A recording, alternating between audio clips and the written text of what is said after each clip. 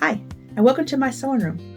I just finished a brand new quilt made with 2.5-inch strips and some background fabric, and I'm going to show you how I made it from start to finish. It's a great project for quilters of all levels, so let's jump right in. First, let's talk about the fabric you'll need. For this quilt, you need a strip set, plus 2 more 15 2.5-inch strips, some background fabric, and a binding fabric. Now let's move on to the cutting instructions.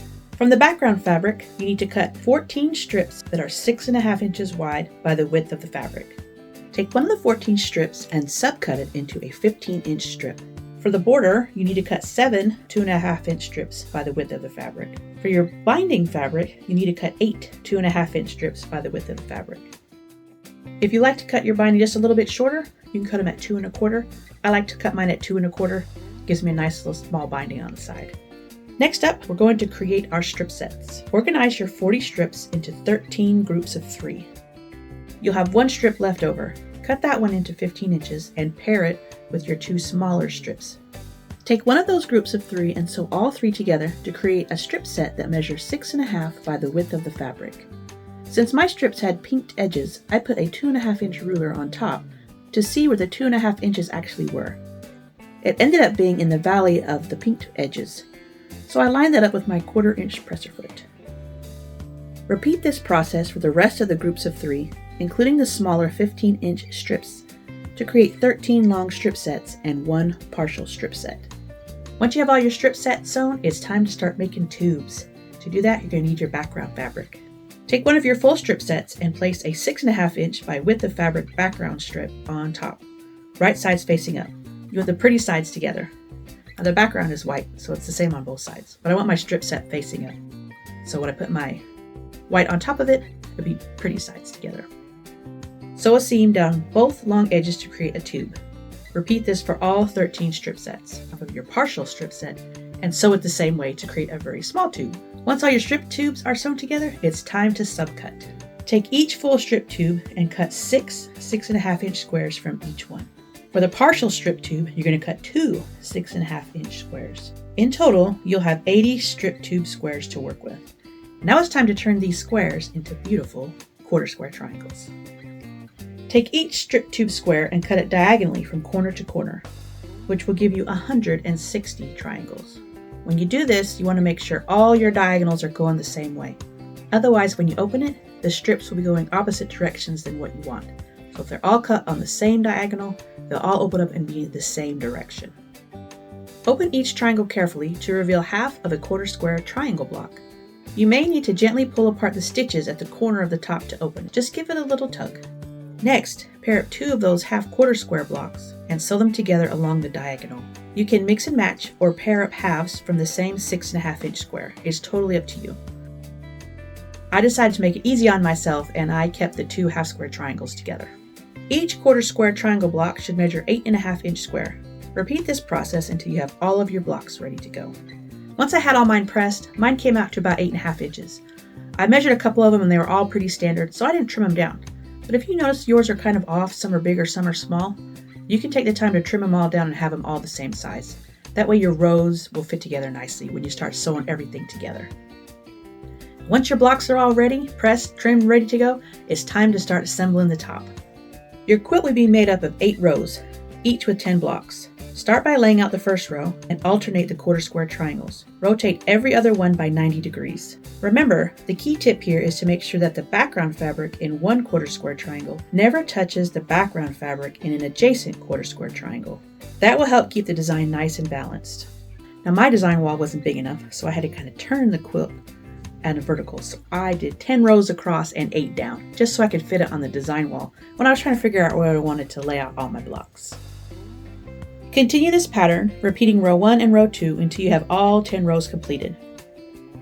When you're playing with strip tubes and you start cutting on the diagonal, when you open up your pieces, the outer edges are going to be on the bias.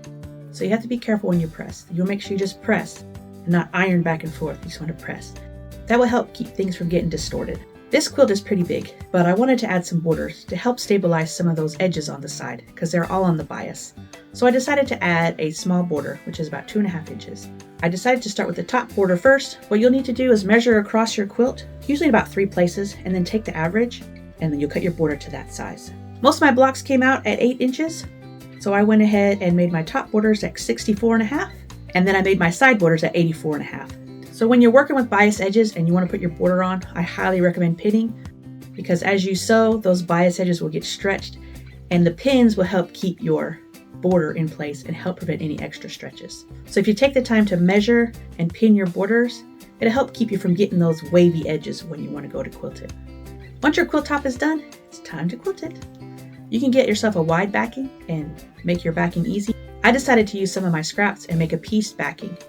I had this really old blueprint with lots of bursts in it, and I wanted to just go ahead and use it. And I thought it'd be great. It was blues and yellows and kind of had some of the same colors in this quilt. So I cut that in half and then I split it, and then I put me some nice rows in between.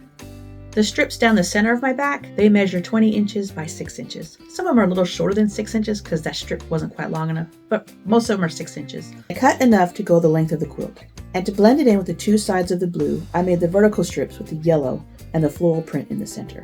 Sometimes I'll have 2.5 yards of a fabric or maybe 3 yards of a fabric. I don't have quite enough to double it to make a backing.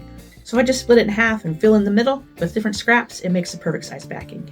For the quilting, I just did all over design. If you want to take the time, you can do some custom quilting. There's a lot of opportunity to practice your custom quilting in all those white triangles. But I opted for an all over design, something that kind of reminds me like a topographical map, just a lot of wiggles around and swirls around. I did time myself to see how long it took to do each step. And I have my little cheat sheet here, so let's go over the times. It took me 12 minutes to cut the background fabric and the binding fabric. It took me 15 minutes to pick my sets of 3 for my 13 strip sets. It took me 40 minutes to sew those sets, including the partial set. It took me 14 minutes to iron everything. Then it took me 37 minutes to sew all my strip tubes together. It took me 28 minutes to cut all my squares and to cut them on the diagonal. It took me 20 minutes to pull them open and iron them all. It didn't take me any minutes to figure out which halves I wanted to pair which with halves, because I decided to use the halves that went with each other. So when I cut them, I stacked them on top of each other and I just had one big pile, sewed it to its partner. I just kept going. It took me 66 minutes to sew all my quarter square triangles. Another 18 minutes to iron those all open. And then it took me 20 minutes to put them on the design wall and get them in an order that I liked to get ready to sew for rows. It took me an hour and 28 minutes to sew all my rows. An hour and 20 minutes to sew all those rows to each other. It took me 40 minutes to cut and trim and sew the borders on. It took me about 2 hours to make my backing, and then another 3 hours to quilt and bind it, for a total of 12 hours and 58 minutes. Rounding up to 13 hours, this is definitely not a quilt you want to try to tackle from start to finish in one day. I mean, it does go together really fast. The pieces sew together fast, they iron fast. It's not a whole bunch of fiddly pieces. It's just a lot. It's big. It's a big quilt. The quilt is 68 by 84. When you have a lot of big pieces, that's a lot to handle, and it does take a little bit longer. It's a fun project. I spent a couple days working on it. I think I spent about 4 or 5 days working on it. I do each section at a time. But I like how the strips make the pinwheels, give a little bit more depth to them other than just straight pinwheels.